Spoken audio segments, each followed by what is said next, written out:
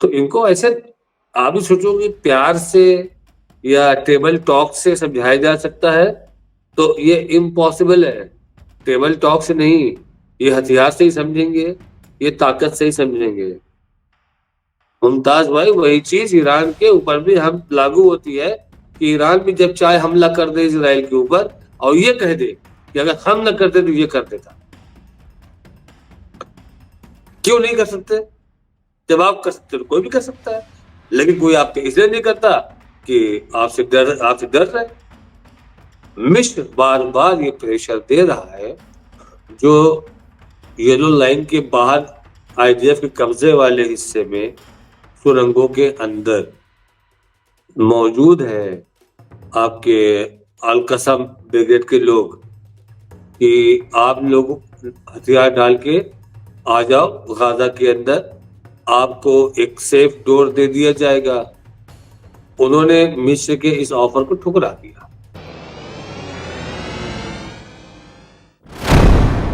बता रहा है। मैं आऊंगा एडवोकेट राशिद रिजवी साहब। जिस तरह के हालात हैं, अब ईरान ने कहा कि भाई डोनाल्ड ट्रंप ने खुद ही अब कबूल कर लिया है, अपने जुर्म का एतराफ कर लिया है, तो उन्हें तो जुर्माना अदा करना पड़ेगा और हम किसी भी कीमत पे उन्हें माफ नहीं करेंगे।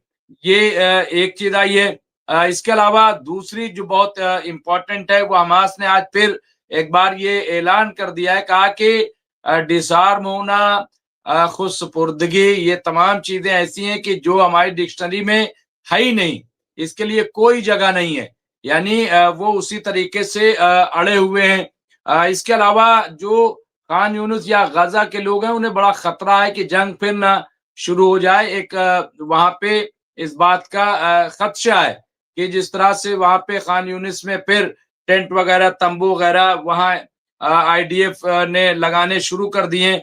तो बहरहाल ये कुल मिला के इस तरह के, और कोई अपडेट आपकी तरफ से तो वो भी मिला करके तो ओपनिंग एक रिमार्क हो जाए। एडवोकेट राशिद रिजवी साहब। जी मुमताज भाई, ईरान के पार्लियामेंट में वहां के स्पीकर ने आज जो बातें कही हैं, वो चीज ठीक है कि हम इस मुद्दे को लेकर के आईसीजे जाएंगे। आईसीजे हो तो वो लेके चले जाएंगे, ठीक है। आईसीजे से वारंट नेतन्याहू के खिलाफ भी निकला हुआ है। आईसीजे से वारंट आपका रशिया की प्रेसिडेंट पुतिन के खिलाफ भी निकला हुआ है। अब आप ये बताइए, ये दोनों लोगों के खिलाफ वारंट तो इशू है आईसीजे से, इनकी गिरफ्तारी हुई? कौन करेगा इनको गिरफ्तार? और दोनों ही अमेरिका जाते हैं। अलास्का गए थे पुतिन, चाइना गए थे पुतिन, और अमेरिका जाया करता है नेतन्याहू। दोनों में से किसी ने अरेस्ट नहीं किया। तो दरोगा भी वही है, जज भी वही है, वकील भी वही है, मुद्दई भी वही है, सब कुछ वही है। तो अगर ये वहां पर जाते हैं, वहां पर जाने के बाद आप बताइए, ऑर्डर पास भी हो जाएगा, वारंट इशू भी हो जाएगा, तो उसका इम्प्लीमेंट होगा कैसे, करेगा कौन?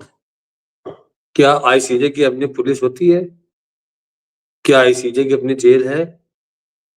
आईसीजे की अपनी अदालत है, जहां पर दुनिया भर के सुप्रीम कोर्टों के जजों को ऑफर किया जाता है, कुछ नाम उनके सिलेक्ट किए जाते हैं। जो ऑफर एक्सेप्ट करता है वो आईसीजे 1 साल के लिए जिसको कह सकते हैं डिपुटेशन में चला जाता है, फिर ठीक है, चले जाते हैं आईसीजे हम। लेकिन वहां पहुंच करके आप जो ऑर्डर पास करेंगे, उसके ऊपर इम्प्लीमेंट कौन करेगा? क्या इनका पुराना ऑर्डर ये नहीं है कि अवैध सेटलर वहां से हटें? हटाया गया आज तक? किसने हटाया? इनके पास अपनी फोर्स भी तो नहीं है कि जो जा करके उस पर काम करेगी। और नियम ये है कि आईसीजे का आदेश उन्हीं देशों के ऊपर लागू होगा जिन जो उसके मेंबर होंगे। तो आईसीजे के मेंबर तो अमेरिका भी नहीं है, चाइना भी नहीं है। तो जितने भी उसके वारंटधारी लोग हैं, इनके अगेंस्ट वारंट निकला हुआ है, वो आराम से चाइना घूम सकते हैं, आराम से अमेरिका घूम सकते हैं। तो इस चीज के ऊपर बहस करके हम लोगों को थोड़ा-सा सुकून मिल सकता है कि हाँ, उन्होंने ऑर्डर पास कर दिया। अब वो कहने के लिए, हेडिंग के लिए, एक टैग के लिए कि ये एक भगोड़ा है, ये एक मुजरिम है, तो वो हम बोल सकते हैं। लेकिन हमको नहीं लगता है कि इसका कोई एक्शन होगा। हाँ, अगर उसके ऊपर प्रेशर पड़े, फाइनेंशियली प्रेशर पड़े, उसके कंट्री का इंटरनल प्रेशर पड़े, तो उसकी सोच थोड़ा चेंज हो सकती है। जैसे उसने आज एक्सेप्ट किया है कि जो भी इज़राइल ने ईरान पे हमला किया, वो उसके पीछे मैं था। मेरी सहमति से हुआ, मेरी प्लानिंग से हुआ। और ये बात हमने आपको उसी टाइम पे बताई थी कि जो अमेरिका ने कहा कि मुझको नहीं पता था। तो इसकी हिम्मत नहीं है इज़राइल की कि एक भी कंकड़ बिना इसकी सहमति के वो मार दे। बिना सहमति के एक कंकड़ नहीं मार सकता वो। तो इतना बड़ा हमला करने की हिम्मत कहाँ से आएगी उसके अंदर? मगर उसने हमला किया क्योंकि सहमति थी उसकी, जो आज उसने एक्सेप्ट किया। 2 चीज़ें एक्सेप्ट किया है, बेशर्मी वाली डोनाल्ड ट्रम्प ने। एक तो ये कि हमारे हथियारों का सही इस्तेमाल किया। ये बहुत ही बेशर्मी का स्टेटमेंट था, जो उन्होंने दिया। और दूसरा ये कि उसके पीछे मेरा मतलब मेरी प्लानिंग, मेरी पॉलिसी है, मेरी सहमति थी ईरान पे हमला कराने की। आज भी आपको लगता है कि जो लेबनान में हो रहा है वो पता नहीं है? ये पूरी प्लानिंग बैठ करके वहीं बनती है वाशिंगटन में। वाशिंगटन की प्लानिंग का ही हिस्सा है ये, जो ये हो रहा है लेबनान में, जो हो रहा है आपका गाज़ा में, जो हो रहा है वेस्ट बैंक में। अभी तो आईडीएफ अकेली लड़ती थी, अब इन्होंने क्या किया अपने सेटलर को वो पावर शिफ्ट कर दिया आईडीएफ का कि वो सेटलर लोग वो काम करें, उनको परेशान करें, उनको डिस्ट्रॉय करें, उनको डिस्टर्ब करें, उनकी चीज़ों पर अटैक करें। घरों पे आग लगाते हैं, गाड़ियों में आग लगाते हैं, उनकी फसलें बर्बाद कर देते हैं, उनको उनके खेत में जाने नहीं देते। अभी आप देखिए ना 2 पत्रकार थे, उनको भी बहुत मारा, वो भी घायल हो गए, वो जर्नलिस्ट भी घायल हो गए। दुनिया में छुपा कहीं नहीं है कि ये ज़ुल्म कर रहे हैं। और पूरी इज़राइल लॉबी, पूरा अमेरिका इनके सपोर्ट में है, इनको पूरी परमिशन है खुलेआम गुंडागर्दी करने की। तो इनको ऐसे आप भी सोचो कि प्यार से या टेबल टॉक से समझाया जा सकता है, तो ये इम्पॉसिबल है। टेबल टॉक से नहीं, ये हथियार से ही समझेंगे, ये ताकत से ही समझेंगे। कल नाराज़ होके हमारे कैप्टन साहब चले गए और उन्होंने एक स्टेटमेंट ये भी दे दिया था कैप्टन साहब ने कि आप लोग इतना एग्रेसिव होकर के स्टेटमेंट दे देते हो, उसका रिज़ल्ट आप लोग समझते नहीं हो क्या है। चलिए हम कहते हैं हाथ जोड़ के हम बात करते हैं कि हमास के लोगों को हाथ जोड़ना चाहिए इज़राइल के सामने, लेबनान के हिज़्बुल्लाह के लोगों को हाथ जोड़ना चाहिए, हथियार रख देना चाहिए। क्या उसके बाद ये सुधरेगा? इस बात की गारंटी कौन लेगा? जब सीज़फायर होने के बाद हिज़्बुल्लाह ने एक भी कंकड़ नहीं मारा और इसने सैकड़ों हमले कर दिए। अब कम से कम 20 हमले अब तक हो गए हैं जो बड़े हमले किए हैं। और ये कह कर के कि इनका इंफ्रास्ट्रक्चर था वहाँ पर, हमारे खिलाफ साजिश हो रही है। तो ये कौन-सा तरीका है कि किसी सामने से सड़क पे आने वाले आदमी को हम पहले से इसलिए मार दें गोली से, ताकि हम ये कह सकें नहीं हमको शक था इसके ऊपर कि अगर ये पास आता तो हम पे हमला कर देता, इसलिए हमने अपनी आत्मरक्षा के लिए इसको गोली मार दी। तो इस तरह तो हर आदमी अपने दुश्मन को ऐसे ही निपटा देगा। रूल क्या रह गया? लॉ क्या रह गया?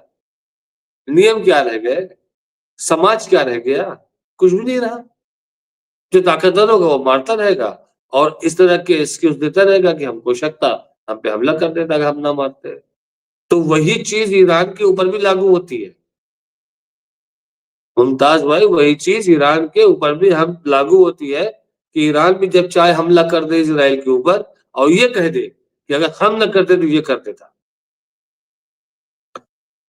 क्यों नहीं कर सकते? जब आप कर सकते हो तो कोई भी कर सकता है। लेकिन कोई आपसे इसलिए नहीं करता कि आपसे डर रहा है। मिस्र बार-बार ये प्रेशर दे रहा है, जो येलो लाइन के बाहर आईडीएफ के कब्ज़े वाले हिस्से में सुरंगों के अंदर मौजूद है आपके अल-कसम ब्रिगेड के लोग कि आप लोग हथियार डाल के आ जाओ गाज़ा के अंदर, आपको एक सेफ डोर दे दिया जाएगा। उन्होंने मिस्र के इस ऑफ़र को ठुकरा दिया और उन्होंने ये कहा कि हम लड़ना पसंद करेंगे, हम सरेंडर करने वाले लोग नहीं हैं। तो चलिए हम ये मान सकते थे कि मिस्र ने उनको बचाने के लिए एक अपनाया, एक रास्ता खोला कि चलिए आइए आप लोग आके सेफ हो जाइए पहले। उसके बाद पहली चीज़ तो ये सुरंग ढूँढ नहीं पा रहे हैं। अभी शाम से एक न्यूज़ बहुत ज़्यादा कन्फर्म नहीं नज़र आई अभी तक हमको, जिसमें ये दिखाया जा रहा है कि ये लोग आपके क्या नाम है आईडीएफ लोग सुरंग के अंदर घुस-घुस के उन लोगों को मार रहे हैं, एनकाउंटर कर रहे हैं उनका। ये अभी हमको बहुत ही पुख्ता सुनने को तो नहीं आई है, लेकिन ये आईडीएफ सुरंग ढूँढ रही है। अब इतने स्ट्रक्चर का मलबा लगा हुआ है कि कौन-सी सुरंग का रास्ता कहाँ से है, ये तो वो ढूँढ ही नहीं पा रहे, उसके लिए पूरा उनको मलबा हटाना पड़ेगा। बिना मलबा हटाए वो उस सुरंग को नहीं पा सकते। तो मुमताज़ भाई, अब हमारे पास कहने को बचा क्या है? यही कहेंगे कि जिस तरह से अमेरिका ने ईरान पे हमला करवाया है, तो ईरान को चाहिए कि उसको रिएक्ट करे और जिन-जिन कंट्रीज़ में उनकी एयरबेस है, उनको डिस्ट्रॉय कर दे। ताकत की बात है तो यहाँ तक है। अभी तक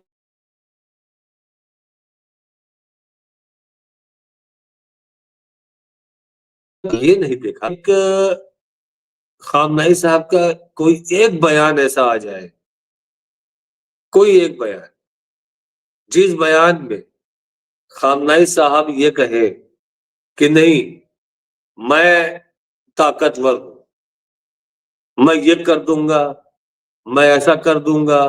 कहीं खामनेई साहब ने कहा नहीं कि मैं ताकतवर हूँ, मैं ये करूँगा, मैं वो करूँगा, फलाँ ऐसा करे वरना मैं ऐसा कर दूँगा, मेरे पास ऐसे-ऐसे हथियार हैं। इस तरह कोई बयान नहीं आया। उनका जो एक सिंपल सा बयान था, वो ये था कि अगर तुम हमला करोगे तो मैं जवाब दूँगा। ये उनका बयान था। कोई बयान उठा के आप देख लीजिए, वो चाहे अमेरिका रहा हो, चाहे इज़राइल रहा हो, उन्होंने यही कहा कि जब अगर तुम हम पे हमला करोगे, तब मैं तुम पर हमला करूँगा। कहीं पर उन्होंने एक स्टेटमेंट नहीं दिया कि तुम गाज़ा के बाहर आ जाओ वरना मैं हमला कर दूँगा। अगर तुमने लेबनान पे हमला किया तो मैं हमला कर दूँगा। अगर तुमने इराक या सीरिया पे हमला किया तो मैं हमला कर दूँगा। इस तरह की कोई भी एक बयान खामनेई साहब के आपके किसी फॉलोवर के पास हो, आपके पास हो, आपके किसी पैनलिस्ट के पास हो तो आप बताइए। क्योंकि वो सुलझे हुए इंसान हैं और ईरान का ये मानना है कि हम खुद चाहते हैं कि हमारे इलाके में, हमारे एरिये में शांति बनी रहे। हमारे लोग शांतिपूर्वक काम करें, हमारे लोग देश के विकास में आगे बढ़ें, बच्चे हम जंग होगी, कॉलेज बंद होंगे, बच्चों का नुकसान, तिजारत बंद होगी, तो ताजिरों का नुकसान, इकॉनमी डिस्टर्ब होगी मुल्क की, तो कोई भी मुल्क, कोई भी देश इस तरीके से लड़ने के लिए बार-बार चीखेगा, चिल्लाएगा नहीं और ना बेवजह हमला करेगा। इज़राइल को एक चीज़ ये पता है कि हमारे पास कुछ कमी होगी, हम सीधा कटोरा फैला देंगे अमेरिका की तरफ, वो हमको दे देगा 50,000 करोड़ डॉलर, 1 लाख करोड़ डॉलर, हमारा काम चलता रहेगा। जबकि बहुत ज़्यादा बुरे हालात इज़राइल में हैं और जितने बुरी तरीके से लोगों ने इज़राइल को छोड़ा है, इज़राइल खाली हो रहा है और सबसे बड़े टेंशन की बात नेतन्याहू के लिए, उनकी सरकार के लिए ये है कि जो उनके पास सोर्स ऑफ इनकम वाले लोग थे, वो सब इज़राइल छोड़ के जा रहे हैं। जो उनके पास स्किल मैन थे, वो जा रहे हैं इज़राइल छोड़ कर के। बड़ी-बड़ी कंपनियाँ बंद होने के कगार पे आ रही है क्योंकि उनके पास वर्कर नहीं है। अरे उनको लेबर चाहिए होगा तो वो लेबर इंडिया से मंगा लेंगे। वो लेबर और किसी कंट्री से मंगा लेंगे, इंडोनेशिया से कह देंगे भाई कोई लेबर भेज दो, बांग्लादेशी लेबर जा सकते हैं। वो लेबर तो कहीं से भी मिल जाएँगे, लेकिन जो स्किल्ड वर्कर हैं, वो प्लस कुछ ऐसे इनके यहाँ पर काम होते हैं जिसके लिए उनके पास यहूदी ही होना चाहिए। वो सब चीज़ों के लिए बहुत ज़्यादा परेशान हो रहे हैं। इसीलिए इनके मिनिस्टर बार-बार ये अनाउंसमेंट कर रहे हैं, बार-बार ये रिक्वेस्ट कर रहे हैं अपने लोगों से कि आप लोग आइए, अपने वतन वापस आइए। ये देख रहे हैं कि खालीपन क्या है और लोग परेशान हो गए, वहाँ की अवाम डरने लगी थी। एक तरफ हमास का हमला होता था, एक तरफ हिज़्बुल्लाह का हमला होता था। उसके बाद बहुत बुरी तरीके से जो मारा इसने 12 दिन ईरान ने मारा इनके ऊपर, पूरी तरीके से तहस-नहस कर दिया।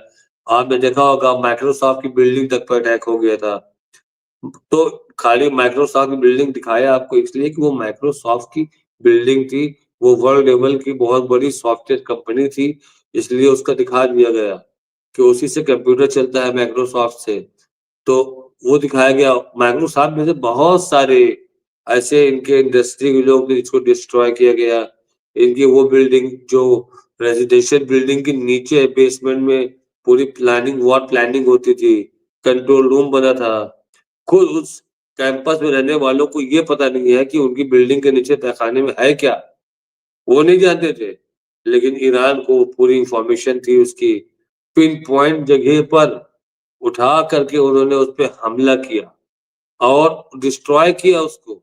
इत्तेफ़ाक की बात ये है कि वहाँ पर नेतन्याहू नहीं था उस वक़्त। उसमें भी 2-4 कैज़ुअल्टीज़ हुई हैं, ऐसा नहीं है कैज़ुअल्टी नहीं हुई है। अगर किसी को लगता है कैज़ुअल्टी नहीं हुई है, तो बहुत बड़ी गलतफ़हमी है। उसमें भी कैज़ुअल्टीज़ हुई हैं और ईरान के पास इनके सारे अड्डों के प्लान हैं कि कहाँ-कहाँ पर इनकी सीक्रेट मीटिंग होती है, सीक्रेट बिल्डिंग कौन-कौन सी इनकी है, कितने बेसमेंट के अंदर है। तो ईरान ने इसीलिए तो B-2 बम्पर टाइप का मिसाइल बनाया है और उसने कहा है कि 25 मीटर, 30 मीटर अंदर तक जा कर के ये चेंबर को या आपके बंकर को डिस्ट्रॉय कर देगा। तो अब ये भी एक डर की वजह है बहुत बड़ी इज़राइल के पास। इज़राइल को मेबी हो सकता है कि कहीं न कहीं से थोड़ा बहुत सहमति मिल रही हो राशिद अमेरिका साहब की जी। राशिद साहब मैं आऊंगा आप पास चूंकि जो सूडान का मामला है उसको कहीं ना कहीं इजराइल से भी जोड़ करके कुछ लोग सवाल उठा रहे हैं कि अचानक सूडान कैसे मंजरेआम पर आ गया, उसकी वीडियोस कैसे आने लगी। कोई नया तो मामला है नहीं, सूडान में भी 2-2.5 साल से वहां पे इस तरह का चल रहा है।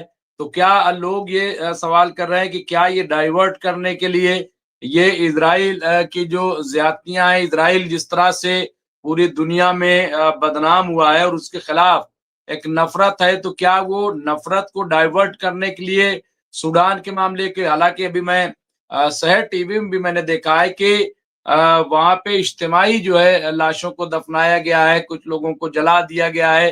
तो इस तरह की चीजें तो हैं, लेकिन ये कोई नया नहीं है। जिस तरह से इसको बहुत ज्यादा इंटरनेशनल मीडिया और खास तौर से वेस्टर्न मीडिया इसको हाईलाइट कर रहा है, तो क्या इसके पीछे ये भी एक मंशा हो सकती है राशिद रिजवी साहब? नहीं मुमताज़ भाई इसमें डाइवर्ज़न का हमको पहलू तो नज़र नहीं आता है। डाइवर्ज़न ऐसा नहीं है कि बहुत ज़्यादा गाज़ा पे हमले हो रहे हैं और वहाँ से नज़र हटाने के लिए उन्होंने सूडान डाइवर्ट कर दिया। डाइवर्ट उस वक़्त कर सकते थे जब बहुत ज़्यादा हमले हो रहे थे। जब खुल के जेनोसाइड हो रहा था, पर डे 250, 300, 400 लोग मर रहे थे। आज की डेट में इतने नहीं मर रहे हैं। तो वो चीज़ नहीं है। अभी इसको लेकर के कुछ प्लानिंग, कुछ खिचड़ी बन रही है ईरान को लेकर के और अंदर ही अंदर ईरान को लेके जो खिचड़ी बन रही है, उसमें सिर्फ़ और सिर्फ़ 3 देश इन्वॉल्व हैं। वो देश कौन से हैं? इज़राइल, अमेरिका और सऊदी अरबिया। ये इन्वॉल्व हैं और ये कुछ ईरान को लेकर के बड़ा प्लान कर रहे हैं ये लोग। उसी की ये शांति है। इस शांति के बाद बड़ा धमाका होने वाला है और जो हमने आपसे एक बार कहा था, 1 हफ्ता पहले कहा था कि ये जो येलो स्ट्रिप है, गाज़ा वाली, इसको याद रखिएगा, यही बनेगी वर्ल्ड वॉर का रीज़न और थर्ड वर्ल्ड वॉर जो होगी, वो मिडल ईस्ट ही उसका बेस रहेगा।